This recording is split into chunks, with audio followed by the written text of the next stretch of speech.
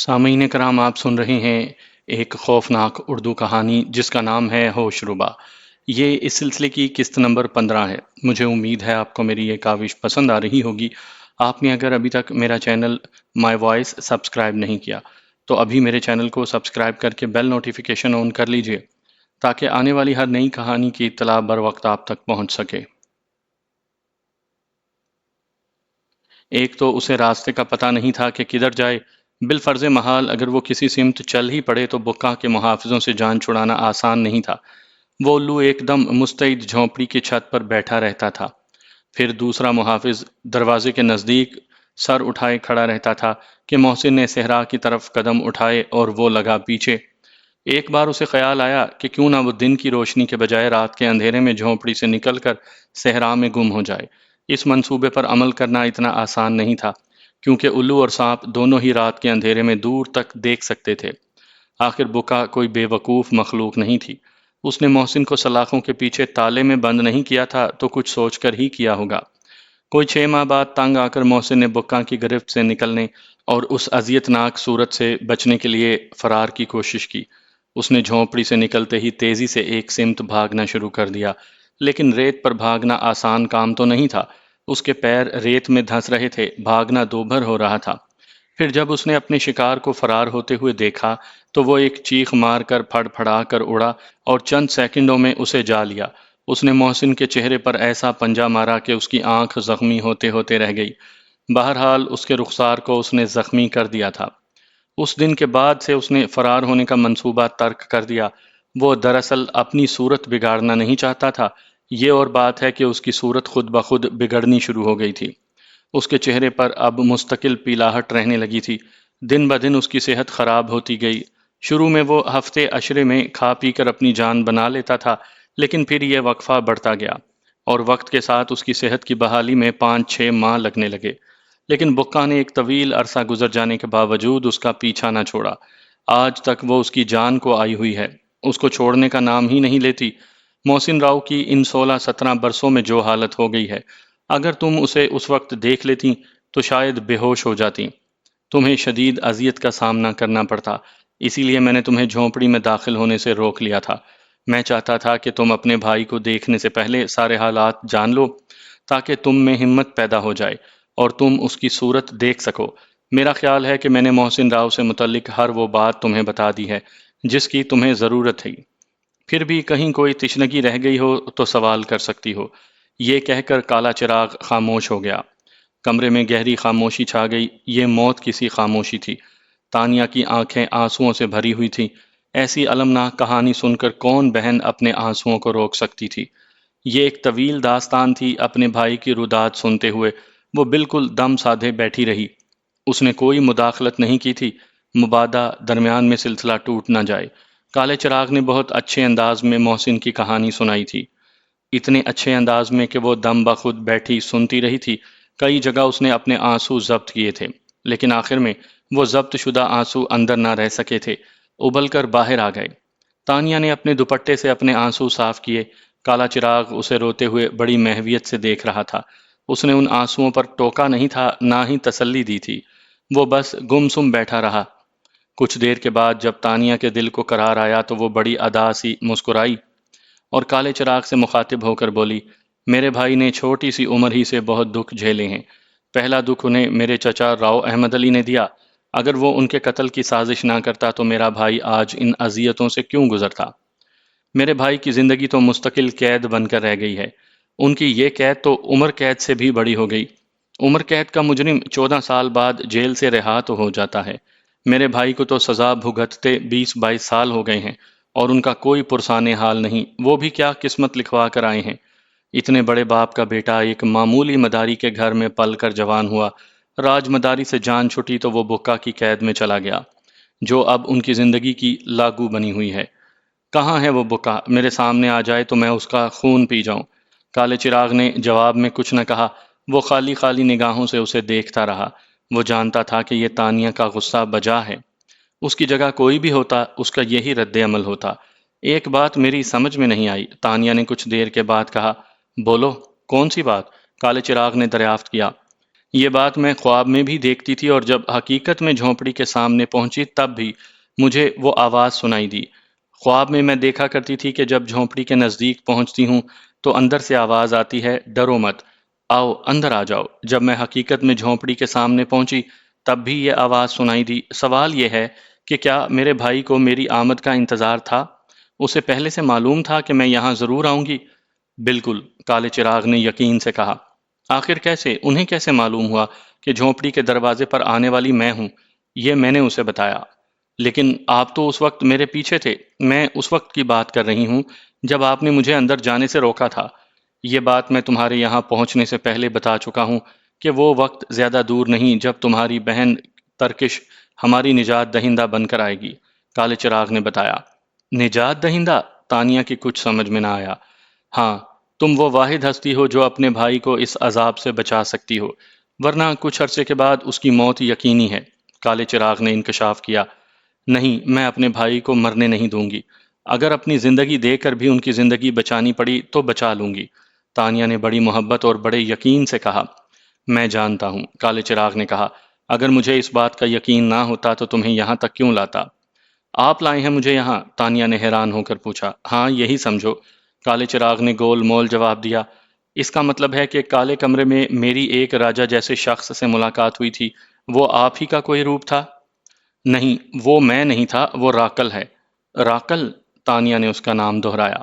انہوں نے مجھے ایک ڈائری دی تھی، میری زندگی کا حال بتانے والی۔ وہ اب بھی میرے پاس موجود ہے۔ یہ ڈائری انہوں نے تحفتاً دی تھی۔ ان کا خیال تھا کہ میں نے انہیں آزاد کیا ہے، لیکن میں نے تو ان کی آزادی کے لیے کچھ بھی نہیں کیا۔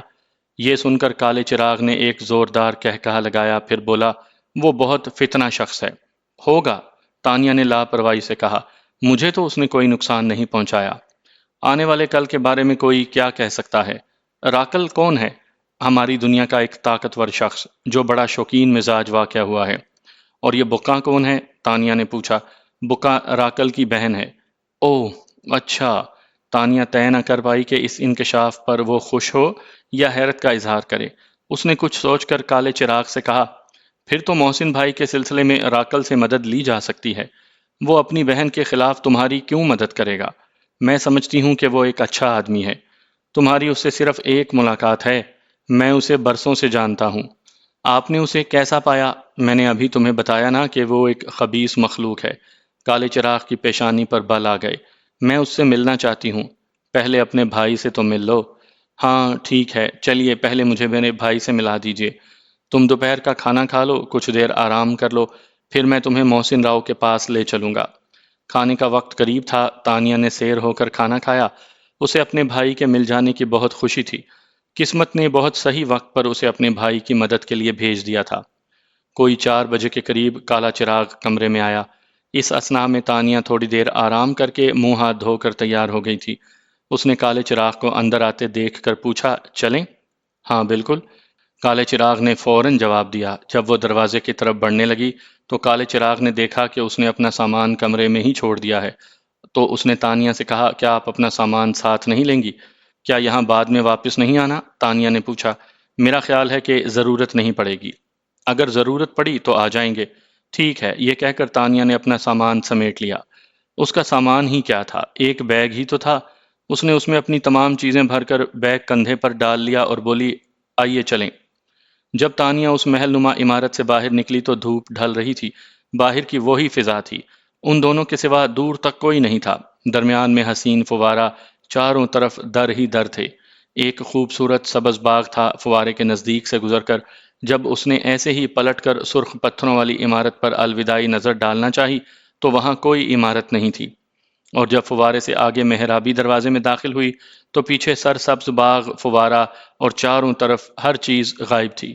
وہ پھر محرابی دروازے سے گزر کر اوپر جاتی ہوئی سیڑھیاں چڑھنے لگی تو اس میں ہمت نہ ہوئی کہ پیچھے مڑ کر دیکھے، لیکن جب وہ کھنڈر کی سیڑھیاں چڑھ کر اوپر پہنچی اور اس کے تجسس نے اسے پیچھے مڑ کر دیکھنے پر مجبور کیا تو اس نے دیکھا کہ سیڑھیاں بھی غائب ہیں، اور ان سیڑھیوں کی جگہ ایک ڈھلان نما جگہ دکھائی دے رہی تھی، اور نیچے گڑھے میں پانی بھرا ہوا تھا۔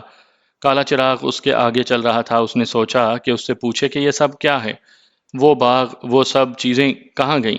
اب چاروں طرف ریگستان تھا، اڑتی ہوئی ریت تھی، اور دور کہیں چند چیلیں دکھائی دے رہی تھیں۔ پھر وہ پوچھتے پوچھتے رک گئی۔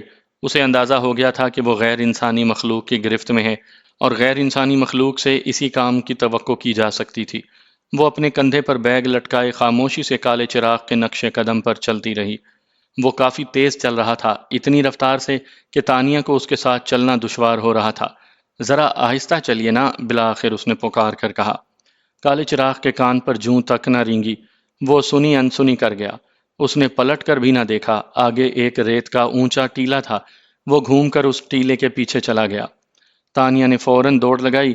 اسے خدشہ ہوا کہ کہیں وہ اس لقودک صحرا میں تنہا نہ رہ جائے۔ لیکن جب وہ گھوم کر ٹیلے کے پیچھے پہنچی تو وہاں کچھ نہ تھا۔ کالا چراغ غائب ہو چکا تھا۔ اس کو غائب پا کر اس کا دل دھک سے رہ گیا۔ یا اللہ، اب وہ کیا کرے گی؟ کس طرح اپنے بھائی کی جھونپڑی تک پہنچے گی؟ جانے وہ جھونپڑی کہاں تھی، یہاں سے کتنی دور تھی؟ ابھی وہ یہ سوچ ہی رہی تھی کہ اس کی نظر کالے چراغ پر پڑی۔ ریت کے ٹیلے کے اندر سے وہ اس طرح نکل رہا تھا جیسے پانی کی دیوار کے اندر سے نکل رہا ہو۔ پھر وہ ریت کے اندر سے مکھن میں بال کی طرح باہر نکل آیا۔ اس کے چہرے پر پراسرار مسکراہٹ تھی۔ اس کی مسکراہٹ میں جانے کیا تھا، اس کا چہرہ ایک دم بدل جاتا تھا، اور پھر یہ وہ وقت ہوتا جب اس کے چہرے میں کشش پیدا ہو جاتی تھی۔ کیا ہوا، مجھے غائب دیکھ کر پریشان ہو گئی تھی؟ اس نے سوال کیا۔ ہاں واقعی، تانیہ نے جواب دیا۔ آؤ میرے ساتھ، یہ کہہ کر کالے چراغ نے اس کا نازک ہاتھ تھام لیا اور اسے ریت کے ٹیلے کی طرف لے کر چلا۔ کہاں لے جا رہے ہیں مجھے؟ تانیہ گھبرا کر بولی۔ سامنے خاصا اونچا ریت کا ٹیلا تھا اور وہ ہاتھ پکڑ کر اس ٹیلے میں داخل ہوا چاہتا تھا۔ آؤ اندر چلتے ہیں، اس نے بڑے مزے سے کہا۔ ٹیلے کے اندر ریت میں، ہائے میرا تو دم گھٹ جائے گا، تانیہ پریشان ہو گئی۔ اس کا سانس ابھی سے رکنے لگا۔ وہ ایک قدم آگے تھا اور ریت کے ٹیلے میں داخل ہو چکا تھا۔ وہ اس طرح داخل ہو رہا تھا جیسے روئی کے گالوں میں گھس رہا ہو۔ اس نے تانیہ کا ہاتھ مضبوطی سے تھام رکھا تھا۔ وہ ریت میں غائب ہو چکا تھا اور تانیہ کو اپنی طرف کھینچ رہا تھا۔ تانیہ کا ہاتھ ریت میں داخل ہوتا جا رہا تھا۔ تانیہ کے سامنے ایک دم سے اندھیرا سا چھا گیا۔ اس نے اچانک ریت اپنے منہ پر محسوس کی، لیکن یہ احساس چند لمحوں سے زیادہ نہیں رہا۔ جب اس نے خوف سے بند کی ہوئی آنکھیں کھولیں تو ریت کے ٹیلے کا دور تک کچھ پتہ نہیں تھا۔ کچھ فاصلے پر اسے جھونپڑی نظر آ رہی تھی جس کی چھت پر ایک الو بیٹھا تھا اور ایک سانپ دروازے پر کنڈلی مارے پہرا دے رہا تھا۔ تانیہ نے جھونپڑی کو دیکھ کر ایک گہرا سانس لیا۔ کہو، تمہارا دم تو نہیں گھٹا؟ کالے چراغ نے مسکرا کر پوچھا۔ نہیں، بالکل نہیں، بلکہ مجھے تو یہ احساس ہی نہیں ہوا کہ میں ریت کے ٹیلے میں سے گزر رہی ہوں، تانیہ نے بتایا۔ اب تم اندر جاؤ، اپنے بھائی سے ملاؤ۔ آپ اندر نہیں جائیں گے؟ نہیں، میں باہر بیٹھوں گا۔ کوئی خاص بات ہے؟ اس نے پوچھا۔ ہاں، ایک خاص بات ہے، تمہاری حفاظت کے لیے مجھے یہیں رکنا پڑے گا، کالے چراغ نے بتایا۔ لیکن میں اندر جاؤں گی کیسے؟ وہ سانپ تو دروازے پر کنڈلی مارے بیٹھا ہے۔ اس کی فکر نہ کرو، میں جیسے ہی جھونپڑی کے نزدیک پہنچوں گا وہ فوراً غائب ہو جائے گا۔ ایسا ہو جائے تو بہت اچھا ہو۔ ایسا ہی ہوگا، اس نے بڑے یقین سے کہا۔ اور پھر ایسا ہی ہوا۔ جوں ہی وہ جھونپڑی کے نزدیک پہنچا، سانپ فوراً گھوم کر جھونپڑی کے پیچھے کہیں غائب ہو گیا۔ سانپ کے جاتے ہی الو بھی پیچھے کی جانب تیز پھڑپھڑاہٹ کے ساتھ اڑ گیا۔ کالا چراغ دروازے کے نزدیک پہنچ کر رک گیا اور ہاتھ کے اشارے سے اس نے تانیہ کو اندر جانے کی ہدایت کی۔ تانیہ دھڑکتے دل کے ساتھ اندر داخل ہوئی۔ چھوٹے دروازے سے گزر کر جب وہ جھونپڑی میں سیدھی کھڑی ہوئی تو اس نے جھونپڑی کے ایک جانب قالین پر ایک شخص کو لیٹا ہوا دیکھا۔ اس نے کالی چادر اپنے اوپر اوڑھ رکھی تھی، منہ تک ڈھکا ہوا تھا۔ وہ چلتی ہوئی محسن کے قریب پہنچی۔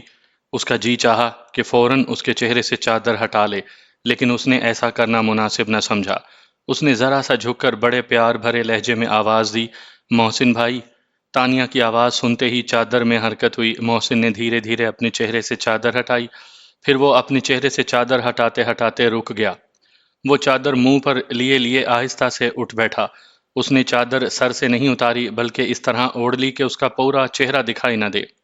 اس نے گردن اٹھا کر ایک آنکھ سے تانیہ کی طرف دیکھا اور خوشی بھرے لہجے میں بولا، ترکش، تم آ گئیں؟ میری بہن، تم آ گئیں؟ ہاں بھائی، میں آ گئی ہوں، میں آپ کو لینے کے لیے آئی ہوں۔ تب محسن راؤ نے چادر سے ایک ہاتھ نکالا، سوکھا ہوا ہاتھ جیسے ہڈیوں کا ڈھانچہ۔ اس نے ہاتھ کے اشارے سے اسے قالین پر بیٹھنے کو کہا۔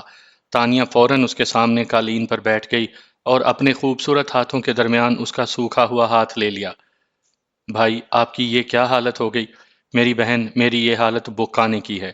اس خبیث عورت نے میری زندگی تباہ کر دی ہے، میں جانتی ہوں۔ مجھے کالے چراغ نے سب کچھ بتا دیا ہے، پوری کہانی سنا دی ہے آپ کی۔ کالا چراغ بہت اچھا آدمی ہے، وہ کئی بار مجھ سے ملنے آ چکا ہے۔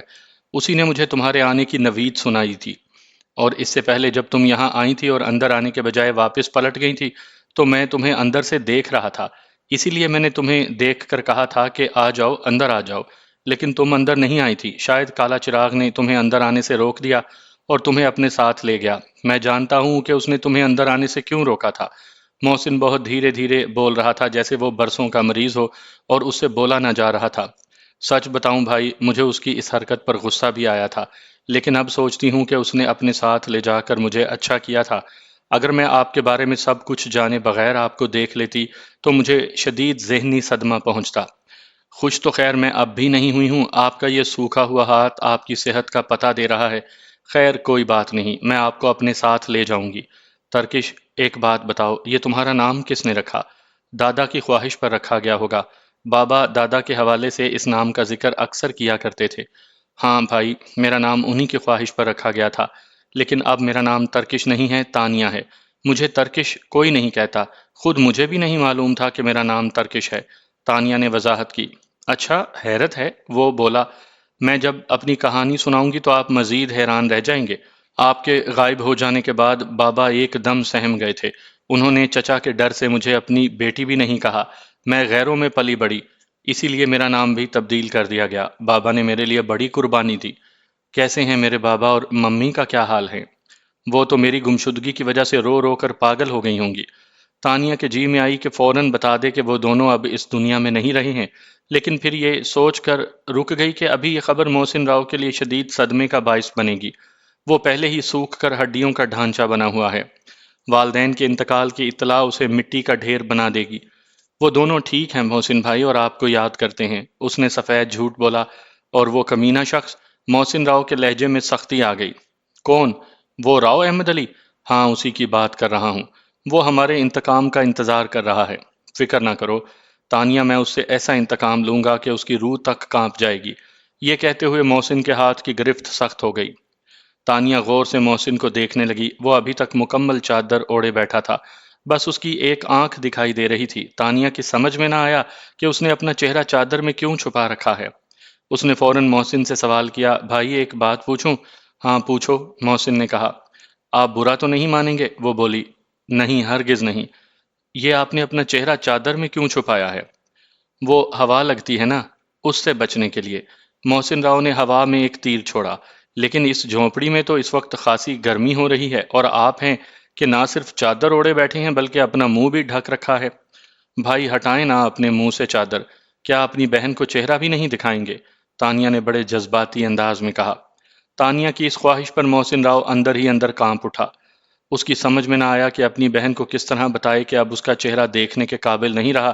ایک وقت تھا کہ لڑکیاں اس کا چہرہ دیکھتی تھیں تو نظریں ہٹانا بھول جاتی تھیں، اور اب وہ وقت آ گیا تھا کہ اگر آج کوئی لڑکی اس کا چہرہ دیکھتی تو پھر زندگی بھر اس کو دوبارہ نہ دیکھنے کی قسم کھا لیتی۔ ایسا ہی ہو گیا تھا اس کا چہرہ۔ تانیہ، اگر تم میرا چہرہ نہ دیکھو تو اچھا ہے، محسن راؤ نے دکھ بھرے لہجے میں کہا۔ کیوں آخر؟ میں اپنے بھائی کا چہرہ کیوں نہ دیکھوں؟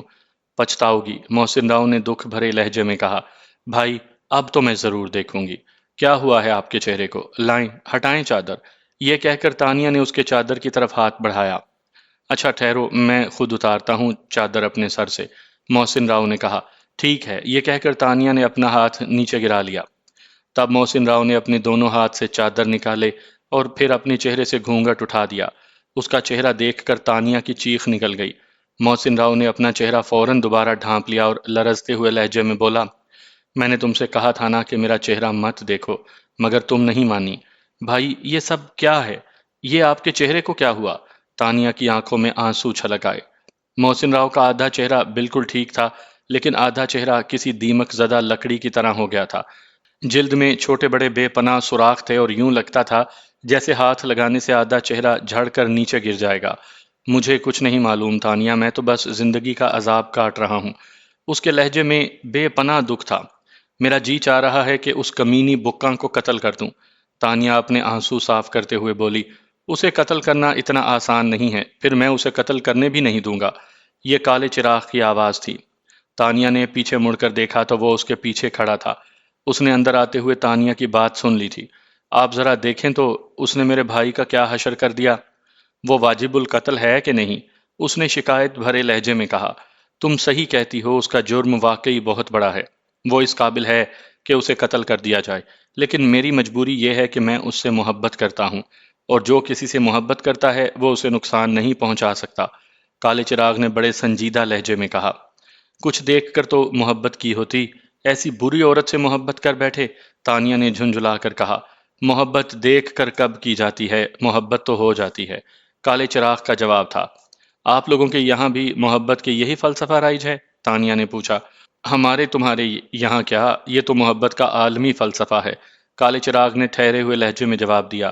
اب بکا کا کیا کریں؟ اس نے میرے بھائی کو کہیں کا نہیں چھوڑا۔ تانیہ پریشان تھی، اس کی آنکھوں میں بار بار آنسو چھلک رہے تھے۔ میری بہن، تم پریشان نہ ہو، سب ٹھیک ہو جائے گا، محسن راؤ نے اسے جھوٹی تسلی دی۔ آپ بیٹھ جائیں، تانیہ نے کالے چراغ سے مخاطب ہو کر کہا۔ اب بیٹھنے کا وقت نہیں ہے، کالے چراغ نے تانیہ کے برابر بیٹھتے ہوئے کہا۔ اب کچھ کر گزرنے کا وقت ہے، بتائیے کیا کیا جائے؟ میں اپنے بھائی کی آزادی کے لیے سب کچھ کرنے کے لیے تیار ہوں۔ میں ڈرتا ہوں تانیہ، کہیں تم کسی مصیبت میں نہ پھنس جاؤ۔ محسن راؤ فکر مند ہو کر بولا۔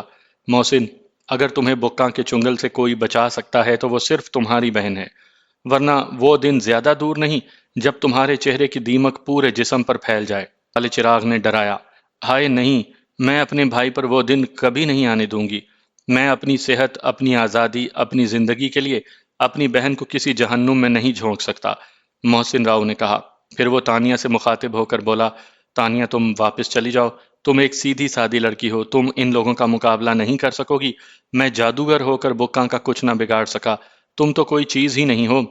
تم یہاں تک آ گئیں، میں نے تمہیں دیکھ لیا، میرے دل کو سکون ہو گیا، بقیہ زندگی میں اسی ملاقات کے تصور میں کاٹ دوں گا۔ میری بہن، میرا کہا مانو، واپس چلی جاؤ، تم بکا سے واقف نہیں ہو، وہ ایک انتہائی طاقتور اور عیار عورت ہے، اس کا مقابلہ اتنا آسان نہیں۔ پھر تم اس بات سے بکا کے زبردست ہونے کا اندازہ لگاؤ کہ یہ کالا چراغ آج تک اس کا کچھ نہ بگاڑ سکا۔ اس سے مقابلے کے لیے تمہیں تمہاری دنیا سے یہاں لے آئے ہیں، لیکن اپنی دنیا کی مخلوق کا خود کوئی بندوبست نہ کر سکے۔ ہے نا یہ کتنی حیرت انگیز بات، جبکہ یہ بکا سے محبت کے بھی دعوے دار ہیں۔ دیکھو، میری محبت کا مذاق نہ اڑاؤ، کالے چراغ نے تنبیہی لہجے میں کہا۔ جو بات تم نہیں جانتے اس کے بارے میں اس یقین سے بات کرنا خود اپنے آپ کو فریب دینا ہے۔ میں بکا سے محبت کرتا ہوں، یہ اب بھی دعوے سے کہتا ہوں، اور یہ بات اسی قدر سچی ہے جیسے سورج۔ رہ گئی یہ بات کہ میں نے بکا کا خود مقابلہ کیوں نہ کیا، اس کے مقابلے کے لیے تمہاری بہن کو کیوں لے کر آیا ہوں۔ تو محسن سن لو، مہینوں اس نے مجھے یہ پتہ ہی نہ چلنے دیا کہ وہ تمہیں جنگل سے یہاں اٹھا لائی ہے اور تمہاری محبت میں گرفتار ہو گئی ہے۔ جب مجھے شبہ ہوا اور میں اس کے تعاقب میں یہاں تک پہنچا تو حقیقت میرے سامنے آئی۔ جب میں نے اس مسئلے پر بکا کی گرفت کی تو اس نے دیوا کالی کا نام لیا اور راج مداری کا قصہ سنایا۔ اس نے مجھے بتایا کہ وہ دیوا کالی کے حکم کے مطابق راج مداری کی خواہش پر اسے سزا دے رہی ہے۔ اس میں کوئی شبہ نہیں کہ بکا تمہارے ساتھ جس طرح پیش آ رہی ہے وہ کسی عذاب سے کم نہیں، لیکن اس سزا میں اس کے لیے تسکین ہی تسکین ہے۔ اس نے اپنی غرض کے لیے تمہیں زندہ رکھا ہوا ہے، جو سنگین جرم ہے۔ ہماری دنیا کا قانون اس بات کی اجازت نہیں دیتا۔ پھر میرے لیے تمہیں ختم کرنا کوئی مشکل کام نہیں، میں تمہیں اب بھی ختم کر سکتا ہوں اور کل بھی ختم کر سکتا تھا۔ تمہارے خاتمے کے بعد ہی کھیل ختم ہو جاتا، لیکن تمہارا قتل اس سے نہ چھپتا، وہ جان جاتی، نتیجے میں وہ میری دشمن ہو جاتی اور یوں میری محبت خاک میں مل جاتی۔ اس لیے میں نے یہ راستہ اختیار نہیں کیا، سوچتا رہا کہ کیا کرنا چاہیے، وقت گزرتا رہا۔ ایک بات تمہیں اور بتا دوں، ہماری دنیا کے وقت میں اور تمہاری دنیا کے وقت میں بہت فرق ہے۔ تمہارے حساب سے بکا کی قید میں 17-18 برس ہوئے ہیں، لیکن میرے حساب سے صرف 7-8 ماہ۔ خیر، جب میں نے تمہاری دنیا میں جا کر تمہارے خاندان کی کھوج لگائی تو مجھے تانیہ نظر آئی۔ میں نے فوراً پوری منصوبہ بندی کر لی اور اسے یہاں لے آیا، کیونکہ تانیہ ہی وہ واحد ذریعہ ہے تمہاری نجات کا۔ تمہاری نجات میں میری نجات بھی ہے۔ یہ جو تمہارے چہرے پر دیمک لگ گئی ہے، یہ آہستہ آہستہ پھیلتی ہوئی تمہارے پاؤں کے انگوٹھے تک پہنچ جائے گی۔ اگر ایسا ہو گیا تو پھر دنیا کی کوئی طاقت تمہیں اس عذاب سے نجات نہیں دلا سکے گی۔ تمہارا روپ بدل جائے گا، تم ہمیشہ ہمیشہ کے لیے اس کے ہو جاؤ گے، اور یوں میرے عشق کی موت ہو جائے گی۔ میں کسی کی موت نہیں چاہتا، نہ اپنی نہ تمہاری۔ میں چاہتا ہوں کہ تانیہ کو اس کا بھائی مل جائے اور مجھے میری بکا۔ میں معافی چاہتا ہوں جناب کہ میری بات سے آپ کو دکھ پہنچا۔ محسن راؤ شرمندہ تھا۔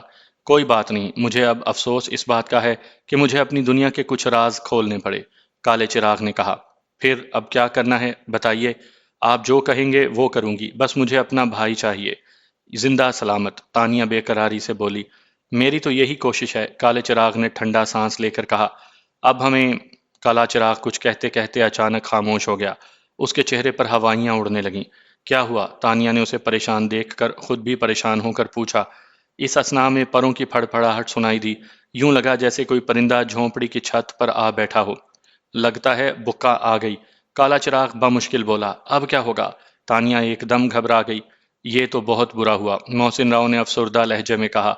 میں دیکھتا ہوں کیا معاملہ ہے، کالا چراغ اٹھتا ہوا بولا۔ اگر بکا آئی ہے تو وہ ابھی تک اندر کیوں نہیں آئی؟ وہ لرزتے قدموں سے دروازے کی طرف بڑھا۔ تانیہ اور محسن راؤ اسے پرتجسس نگاہوں سے دیکھ رہے تھے۔ وہ جیسے ہی دروازے کے سامنے پہنچ کر باہر نکلنے کے لیے جھکا تو ایک لمحے کے لیے جھکے کا جھکا رہ گیا۔ پھر وہ خوفزدہ ہو کر پیچھے ہٹا اور تیزی سے ان دونوں کے نزدیک آ گیا۔ مارے گئے، کالے چراغ نے ٹھنڈا سانس لے کر کہا۔ کیا ہوا؟ کون ہے باہر؟ تانیہ نے پوچھا۔ ہم گھیر لیے گئے ہیں، باہر بکا کے کارندے موجود ہیں۔ اور بکا؟ محسن راؤ نے پوچھا۔ وہ مجھے سامنے نہیں دکھائی دی، بہرحال وہ بھی آس پاس ہی ہوگی۔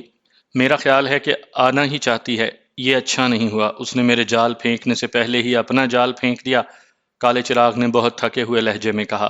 ابھی محسن کچھ سوال کرنے ہی والا تھا کہ جھونپڑی کے باہر سے آواز آئی۔ یہ آواز 100% بکا کی تھی۔ جھونپڑی میں بیٹھ کر میرے خلاف سازش کرنے والوں، سنو، میں آ گئی ہوں۔ تم کیا سمجھتے ہو تم 1.5-2 آدمی مجھے زیر دام لے آؤ گے؟ یہ تم لوگوں کی بھول ہے، میں تمہاری یہ سازش کبھی کامیاب نہ ہونے دوں گی۔ اور سن لو چمگادڑ کے بچے، اب تو باہر آ جا، تجھے گرفتار کیا جاتا ہے۔ بکا نے ایک لمحے توقف کیا، پھر اس کی آواز آئی، چل جلدی کر، فوراً باہر آ جا۔ کالے چراغ نے یہ اعلان سن کر مایوسی سے تانیہ اور محسن راؤ کی طرف دیکھا اور دھیرے سے بولا۔ اچھا میں چلتا ہوں، میرے پر کٹ گئے ہیں، اب نہ اپنے لیے کچھ کر سکتا ہوں اور نہ تمہارے لیے۔ میرے لیے دعا کرنا، زندگی رہی تو پھر ملیں گے۔ جلدی کر او چمگادڑ کے بچے، باہر سے پھنکارتی ہوئی آواز آئی۔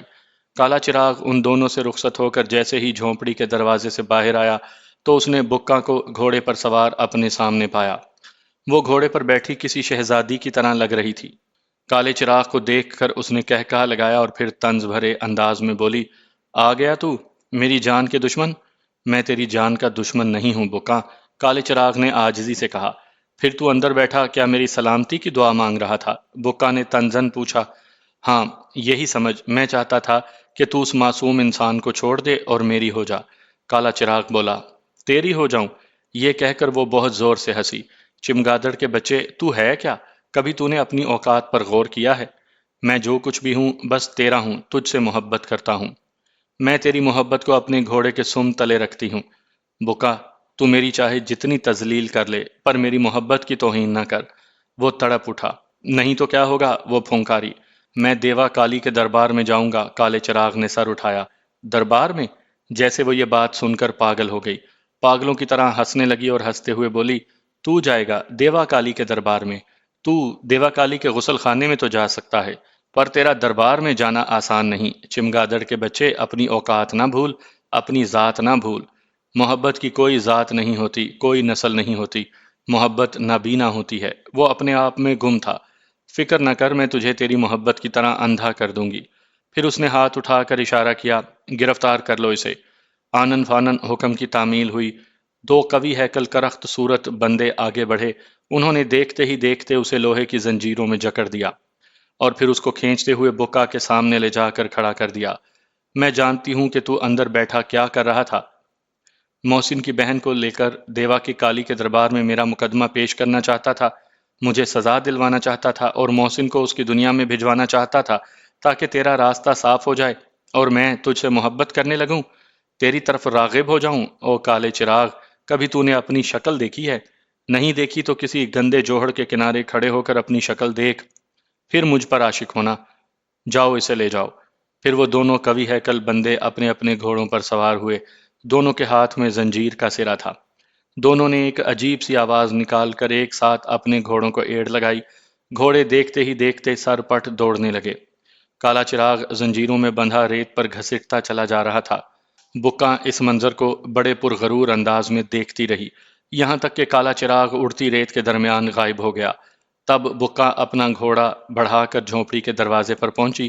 تانیہ جو جھونپڑی کے اندر بیٹھی دروازے کے باہر ہونے والی کارروائی کو بغور دیکھ اور سن رہی تھی، بکا کو دروازے کے نزدیک پہنچتے دیکھ کر وہ فوراً اٹھ کر محسن کے قریب چلی گئی۔ اس کی سمجھ میں نہیں آ رہا تھا کہ وہ بکا کا کس طرح مقابلہ کرے۔ محسن راؤ نے اپنا سوکھا ہاتھ اس کے کندھے پر رکھ کر آہستہ سے دبایا، جس کا مطلب تھا کہ وہ پریشان نہ ہو۔ بکا کو اندر آنے دے، جو ہوگا دیکھا جائے گا۔ بکا اندر آئی تو اس نے بغور تانیہ کو دیکھا۔ تانیہ نے اس کے سراپے پر نظر ڈالی، پھر دونوں نے ایک دوسرے کی آنکھوں میں آنکھیں ڈال دیں۔ چند لمحے دونوں ایک دوسرے کو دیکھتی رہیں۔ بہت خوبصورت ہو، بکا نے بات کرنے میں پہل کی۔ پتہ نہیں یہ سوال تھا یا جواب۔ کم کچھ تم بھی نہیں ہو، تانیہ نے تیکھے لہجے میں کہا۔ تم میرے بارے میں ابھی کچھ نہیں جانتی، وہ ہنسی۔ میں اپنے بھائی کا حال دیکھ رہی ہوں، اس سے زیادہ جاننے کی تمنا بھی نہیں، تانیہ نے دکھ سے کہا۔ تمہارا بھائی مجھے بہت اچھا لگتا ہے، وہ ہنس کر بولی۔ جو اچھا لگتا ہو اس کا یہ حشر کر دینا شاید تمہاری دنیا کی ریت ہے۔ بس کچھ عرصے کی بات ہے، اس کے بعد تمہارا بھائی ہر دکھ سے آزاد ہو جائے گا۔ اس کے چہرے کو گہن لگ چکا ہے، بس ہاں چاند کو گہن لگ چکا ہے، اور یہ کوئی اچھی بات نہیں۔ تانیہ نے اس کی بات کاٹی۔ تمہاری دنیا میں اسے برا سمجھا جاتا ہوگا، میرے لیے تو یہ بڑی خوشی کی بات ہے، میں نے بہت محنت کی ہے، اب مجھے اس کا پھل ملنے ہی والا ہے، وہ خوش ہو کر بولی۔ بھول جاؤ، تانیہ نے بڑی رکھائی سے کہا۔ کس بات کو؟ بکا حیران ہوئی۔ محنت کے اس پھل کو، اب تمہیں کچھ نہیں ملے گا، تانیہ نے بڑے یقین سے کہا۔ وہ کیوں؟ بکا نے پوچھا۔ اب میں جو آ گئی ہوں، تم آئی نہیں ہو، لائی گئی ہو۔ جانتی ہوں، کالا چراغ مجھے لے کر آئے ہیں، تانیہ نے بتایا۔ وہ بہت اچھے ہیں۔ اس چمگادڑ کے بچے کا اتنی عزت سے نام نہ لو، وہ تمہیں تمہاری دنیا سے نہیں لایا۔ اچھا، پھر کون لایا ہے؟ تانیہ نے پوچھا۔ میرا بھائی لایا ہے، بکا نے بتایا۔ کون بھائی؟ تانیہ کی سمجھ میں نہ آیا۔ وہ بھائی جس نے تمہیں تحفے میں ڈائری دی تھی۔ تمہارے بھائی کا نام راکل تو نہیں؟ ہاں، میرے بھائی کا نام راکل ہے، اور یہ نام تمہیں اس چمگادڑ کے بچے نے بتایا ہوگا۔ انہوں نے نام ہی نہیں، تمہارے بھائی کی خصوصیات بھی بتائی تھیں، تانیہ نے کہا۔ وہ کیا؟ بکا نے پوچھا۔ ایک طاقتور، شوکین مزاج، خبیث مخلوق، تانیہ نے کالے چراغ کے کہے ہوئے کلمات دہرا دیے۔ زیادہ بکواس نہ کرو، بکا اچانک بے پھر گئی۔ یہ میں نے نہیں کہا، میں تو ان کی بہت احسان مند ہوں، ان کی دی ہوئی ڈائری سے مجھے اپنی زندگی کے گمشدہ اوراق کا پتہ چلا۔ تانیہ نے ہوشیاری سے بات کا رخ تبدیل کر دیا۔ کہاں ہے وہ ڈائری؟ بکا کا لہجہ کچھ نرم ہوا۔ یہاں ہے، میرے پاس، میرے بیگ میں، اس نے بتایا۔ نکالو، بکا نے حکم دیا۔